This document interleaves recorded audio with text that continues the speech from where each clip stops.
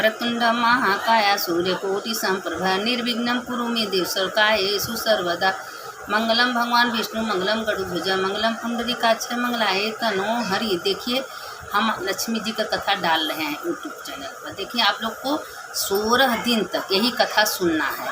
और देखिए जिसके घर में लक्ष्मी माता आती हैं 16 दिन तक 16 दुर्बा 16 अक्षत लोग लक्ष्मी माता को चढ़ाते हैं और साल भर 16 दिन तक पूजा करेंगे, साल भर तक उसके घर में कभी कोई धन दौलत रुपया पैसा कभी कोई चीज़ की कमी नहीं पड़ेगी। और लक्ष्मी माता कहीं ना कहीं से कृपा कर देती हैं। तो देखिए भगवान की कृपा देखिए भादो महीना में पहले कृष्ण जन्माष्टमी आया, फिर गणेश चतुर्थी आया, फिर राधा अष्टमी, फिर अनंत चतुर्दशी। देखिए कितना बड़ा बड़ा पर्व इसमें महीने में है। आज सप्तमी आया, फिर लोलारक छठ है, इस महीने में कितना बड़ा पर्व है। तो देखिए पूजा पाठ व्रत पूजा करने से कभी कोई चीज़ की कमी नहीं पड़ती है, लेकिन करना चाहिए। जब पर्व आता है इसलिए माता कहती हैं कि जब मेरा पर्व आता है तो उसमें करना चाहिए। तो हम आप लोगों को देखिए लक्ष्मी जी का कथा भेज रहे हैं। 16 दिन तक तो आप लोग की कथा सुन लीजिएगा। वैसे यूट्यूब चैनल पर तो रहेगा, जब चाहिए तब सुनिएगा। लेकिन ये कथा आज हम लक्ष्मी माता को देखिए, हम अपने घर में लक्ष्मी माता लाए हैं, उनको भोग लगाए हैं, पूजा किए, उनका श्रृंगार किया, उनको कथा भेज रहे हैं। आप लोग सुन लीजिएगा। आज से उनका शुरू हो गया है, तो 16 दिन तक चलता है। तो यह व्रत भादो सुदी अष्टमी से प्रारंभ होता है और 16 दिन तक अर्थात बदी अष्टमी तक किया जाता है। प्रथम अष्टमी के दिन प्रातः पूजन स्थान पुतला लिपवाकर महालक्ष्मी जी की प्रतिमा को शुद्ध जल से नहवाना चाहिए और चौक पुरवाकर चौकी स्तंभ। दूसरे दिन से विधि के अनुसार पूजन करे, तत्पश्चात ब्राह्मणों को भोजन करावे, अपना व्रत खोले। अब देखिए जो व्रत करता है, जो व्रत नहीं करे तो अगर कथा भी सुन ले तो उसको पूरा का पूरा पुण्य माता रानी दे देती हैं। लक्ष्मी जी की प्रतिमा में सिंदूर, केले के स्तंभ, पंच पल्लव, हल्दी, धूप, दीप, नैवेद्य, रोली, चावल, फल फूल, माला, कपूर, चंदन, पान, कलावा, सुपारी, सूप, धूप, वस्त्र, आभूषण, 16 गांठों का सूत, कलश, लाल वस्त्र, गुण, पंचामृत, ये सब माता रानी को चढ़ाना चाहिए। देखिए 16 दुर्बा 16 अक्षत माता रानी को तो जरूर चढ़ाना चाहिए। अब देखिए कथा सुनिए, कथा कैसे है। देखिए लक्ष्मी माता का कोई अपमान करता है तो लक्ष्मी माता उसको दंड भी देती हैं। अब एक समय धर्मराज युधिष्ठिर भगवान श्री कृष्ण से बोले, हे पुरुषोत्तम, खोए हुए मान सम्मान की पुनः प्राप्ति कराने वाला और पुत्र आयु ऐश्वर्य तथा मनवांछित फल को देने वाला कोई वृत्तांत मुझसे कहिए। श्री कृष्ण जी ने युधिष्ठिर से कहा, हे राजन, सतयुग के प्रारंभ में जब दैत्य राज वृत्तासुर ने देवताओं के स्वर्गलोक में प्रवेश किया था, तब यही प्रश्न इंद्र ने नारद मुनि से किया था। इंद्र के पूछने पर नारद ने तब इस प्रकार वर्णन किया। पूर्व काल में पुरंदपुर नाम का एक अत्यंत रमणीय नगर था। वह नगर अर्थ धर्म काम मोक्ष इन चारों पुरुषार्थों से युक्त होने के कारण संसार भर में प्रसिद्ध था। उसमें मंगल सेन नाम का राजा राज्य करता था। उसके चील देवी और चोल देवी नाम की रूपवती रानियां थी। एक समय राजा मंगल सेन अपनी रानी चोल देवी के साथ महल के शिखर पर बैठे थे। वहां से उनकी दृष्टि समुद्र के जल से घिरे हुए स्थान पर पड़ी। उस जगह को देखकर राजा अति प्रसन्न हुआ और अपनी देखिए प्रसन्न होकर पूछे कि रानी तुम्हारे लिए वन बनवा दे क्या। तो देखिए अभी कथा में कितना महत्व का चीज़ है। रानी से बोला, हे चंचलासी, मैं उस स्थान पर तुम्हारे लिए एक परम मनोहर उद्यान बनवाऊंगा। राजा के ऐसे वाक्य को सुनकर रानी ने कहा, हे कांत, आपकी जैसी इच्छा हो वैसा कीजिए। राजा ने अपने विचार के अनुसार उसी स्थान पर एक सुंदर बगीचा बनवा दिया। वह बगीचा थोड़े दिनों में अनेक वृक्ष लता फूलों और पक्षी गणों से संपन्न हो गया। एक समय उस उद्यान में मेघ तुल्य काला वर्ण और चंचल नेत्रों से युक्त सूकर घुस आया। उसने आकर वृक्षों को तोड़ डाला और उद्यान को चौपट कर दिया। यही नहीं, उस सूकर के बगीचे में कई रखवाले को मार डाला। उस उद्यान को रक्षक उससे भयभीत होकर राजा के पास गया और सब हाल कह सुनाए। अपने परम रम्य उद्यान के उजड़ने के बात सुनकर राजा के नेत्र क्रोध से लाल हो गए। राजा ने अब अपनी सेना को आज्ञा दी कि शीघ्र जाकर उस सूकर को मार डालो। यही नहीं, राजा स्वयं भी मतवाले हाथी पर सवार हो उद्यान की ओर चल पड़ा। राजा बोला, यदि किसी की बगल से यह सूकर निकल जाएगा तो मैं उस सिपाही का सिर शत्रु की भांति काट डालूंगा। राजा के ऐसे वचन सुनकर यह सूकर जिस भाग में स्वयं राजा खड़ा था उसी उसी मार्ग से मनुष्यों को विदीर्ण करता हुआ निकल गया। राजा अपने घोड़े को मारता ही रह गया। राजा लज्जा से प्रेरित होकर उस शूकर की पीछा करते करते सिंह बांगों से युक्त घोर वन में दूर जा निकला। निदान शूकर से मुठभेड़ हो गई और राजा ने अपने बाण से उसे क्रोध से भेद दिया। बाण लगते ही शूकर अपने अधम शरीर को छोड़कर दिव्य गंधर्व रूप में आ गया और विमान पर चढ़कर स्वर्ग को जाने लगा। गंधर्व ने राजा से कहा, हे महिपाल, अपने शूकर योनि से मुझे छुड़ा दिया, बड़ी कृपा हुई। मैं चित्ररथ नाम का गंधर्व हूँ। एक समय जबकि ब्रह्मा जी देवताओं के बीच बैठे हुए मेरा गायन कर सुन चुके थे, तब मुझने ताल स्वर की भूल हो जाने से उन्होंने रुष्ट होकर मुझे श्राप दिया था कि पृथ्वी पर शूकर होगा। जिस समय राजा मंगल से तुझे अपने हाथों से मारेगा, तब तू शूकर योनि से मुक्त होगा, जो आज वह श्राप पूरा हुआ। हे राजन, मैं आपके कृत्य से प्रसन्न हूँ और भविष्य में महालक्ष्मी व्रत करके सौंभम राजा हो जाएंगे, ऐसा मेरा आशीर्वाद है। नारद जी कहने लगे और वह चित्ररथ गंधर्व राजा मंगलसेन को ऐसा आशीर्वाद दिया। देखिए, राजा मंगलसेन को आशीर्वाद भी दे दिए कि तुम महालक्ष्मी जी का पूजा करो। देखकर अत्यंत ध्यान हो गया। राजा भी वहाँ से अपने नगर के लिए चलने का उद्यत हुआ। त्यों ही उसे एक ब्राह्मण दिखाई दिया। राजा ने ब्राह्मण से प्रश्न किया कि हे देव, आप कौन हैं? इस पर ब्राह्मण ने उत्तर दिया, हे राजा, मैं आपके ही राज्य का एक नागरिक हूँ। आप इस समय दुखी दिखाई देते हैं, इसलिए कहिए मैं आपकी क्या सेवा कर सकता हूँ। राजा ने तब ब्राह्मण से कहा कि वह उसके घोड़े को निकट के जलाशय में पानी पिला ला। ब्राह्मण ने ऐसा ही किया। वह घोड़े की पीठ पर सवार होकर जलाशय की ओर गया। बटुक जलाशय के निकट पहुंचकर देखता ही रह गया। वह दिव्य वस्त्र और अलंकार पहने हुए बहुत सी स्त्रियां कथा कह रही थी। तदंतर वह बटुक भी उन स्त्रियों के पास जाकर अपना परिचय देखकर नाना प्रकार के प्रश्न करने लगा। देखिए, आज के दिन जाइए, देखिए लक्ष्मी कुंड में इतना स्त्रियां गोल बना बना के पूजा कर रही हैं, व्रत कर रही हैं, कथा सुन रही हैं, क्योंकि आज का ये व्रत का इतना बड़ा महत्व है। सारी स्त्रियां बैठ के पूजा कर रही हैं, कथा सुनने का बहुत बड़ा महत्व होता है। इसलिए हर व्रत का पूजा पाठ करिए, ना करिए, कथा जरूर सुनना चाहिए। तो ये आप 16 दिन एक कथा आप लोग सुन लेंगे तो लक्ष्मी माता आप लोग के भी ऊपर खुश हो जाएंगी।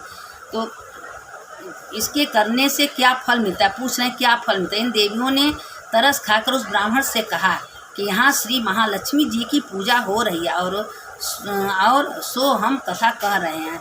वह उन्हीं के व्रत की कथा है, अतः आप एकाग्रचित्त होकर यह कथा सुने। इस व्रत के करने से हर प्रकार की संपत्ति की प्राप्ति हो सकती है तथा अपना खोया हुआ यश भी प्राप्त होता है, इसमें कोई संदेह न करे।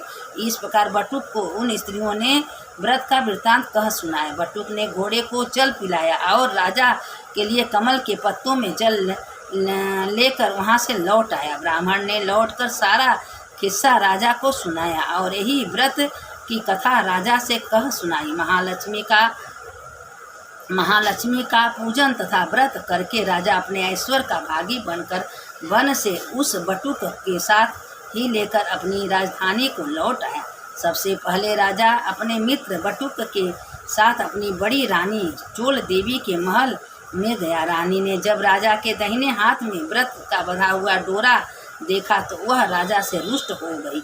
वन में यह डोरा किसी अन्य स्त्री ने राजा को बांध दिया है, ऐसा विचार कर चोल देवी ने राजा के हाथ से वह डोरा तोड़कर धरती पर फेंक दिया। उसी समय छोटी रानी चील देवी भी वहां आ गई। वह उस डोरे को उठाकर पास ही खड़े बटुक ब्राह्मण से उस डोरे का संपूर्ण रहस्य पूछती हैं। दूसरे वर्ष जब देखिए डोरा 16 गांठ का जो डोरा है वो बहुत महत्व होता है। जो 16 दिन व्रत रहते हैं वो हाथ में 16 गांठ के डोरा बांधते हैं और उसमें 16 दुर्वा 16 अक्षत चढ़ाते हैं, सिंदूर चढ़ाते हैं, रोरी चढ़ाते हैं, ताकि 16 दिन तक माता कृपा करें। जो व्रत रहते हैं, जो व्रत नहीं रहते हैं तो डोरा लक्ष्मी माता के आगे रख देते हैं और 16 दिन कथा सुनते हैं।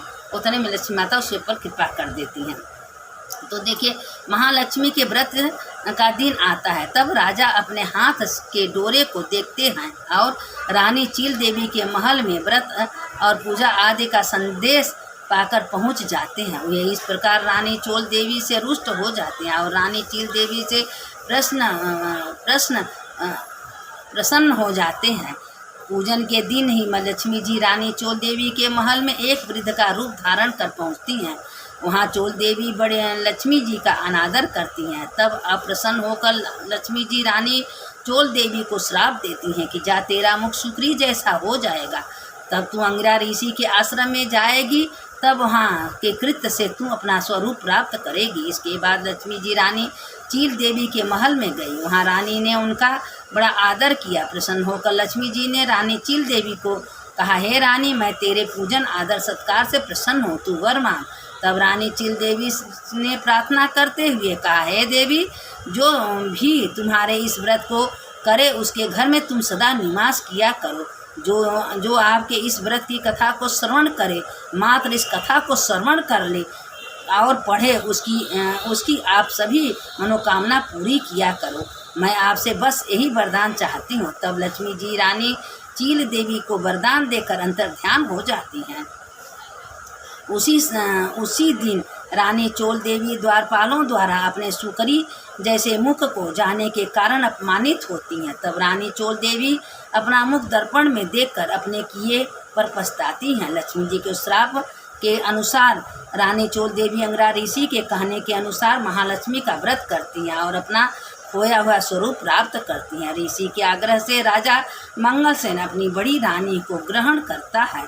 इस प्रकार मंगलसेन अपनी दोनों पत्नियों सहित बहुत वर्षों तक राज्य भोग किया। वह अपने समय का चक्रवर्ती राजा माना जाने लगा और उन्होंने बटुक ब्राह्मण को भी विशाल राज्य का मंत्री बना दिया। राजा मंगलसेन अपनी रानियों के निरंतर इस व्रत के करते रहने के कारण अंत में स्वर्ग को गए और आकाश में उन्हें श्रवण नक्षत्र का रूप प्राप्त हुआ।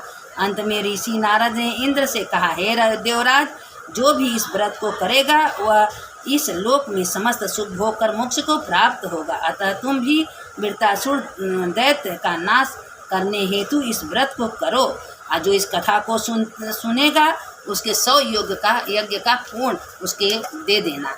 तो माता जी ने आशीर्वाद देती हैं। इसीलिए कहते हैं कि देखिए इस व्रत का कितना बड़ा महत्व है। इसके बाद फिर भोग लगाना चाहिए, फिर आरती करना चाहिए। माता जी को तो रोज़ जितना अगर हो सके तो 16 दिन केला का मीठा का जरूर भोग लगाइए। जो ऐसा करता है उसके घर में माता लक्ष्मी विराजमान हो जाती हैं। इसके बाद लक्ष्मी जी का आरती भी करना चाहिए। तो जो लक्ष्मी जी का आरती करता है उसको तो पूछिए मत, लक्ष्मी माता और खुश हो जाती हैं। तो अब कथा के बाद माता जी का आरती करना चाहिए। तो कथा तो समाप्त हो गया और समाप्त के बाद आरती लक्ष्मी जी का करना चाहिए। अब ये आरती भी हम डाल दे रहे हैं, अगर आप लोग आरती भी सुन लेंगे तो अच्छा होगा।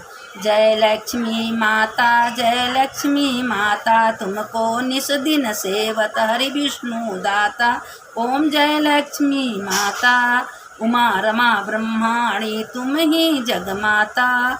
सूर्य चंद्रमा ध्यावत नारद ऋषि गाता। ओम जय लक्ष्मी माता, दुर्गा रूप निरंजन सुख संपत्ति दाता।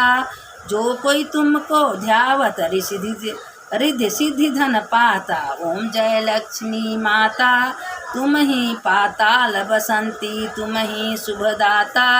कर्म प्रभाव प्रकाशन भवनिधि की माता। ओम जय लक्ष्मी माता, जिन पर थारो बासो बाही में गुड़ आता।